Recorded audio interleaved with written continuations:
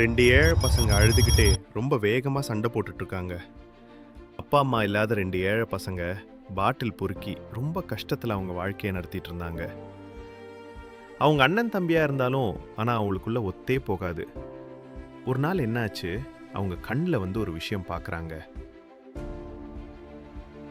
அது ஒரு கண்ணாடி பாட்டில். அவங்க மனசுக்குள்ளேயே யோசிச்சு பார்க்கறாங்க. அந்த கண்ணாடி பாட்டில் கிடைச்சதுன்னா நம்ம எவ்வளோ சந்தோஷமா இருக்கலாம் அப்படின்ட்டு 2 பேருமே.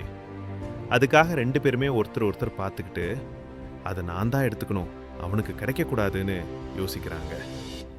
2 பேரும் அந்த பாட்டில் கிட்ட ஓடி வந்து அதை எடுக்கவும் முயற்சி. அவங்க 2 பேரும் அதுக்காக சண்டை போட்டுக்கிறாங்க. அந்த பாட்டில் தவறுதலா கீழே விழுந்து உடைஞ்சிருச்சு. அண்ணனுக்கும் கிடைக்கல, தம்பிக்கும் கிடைக்கல.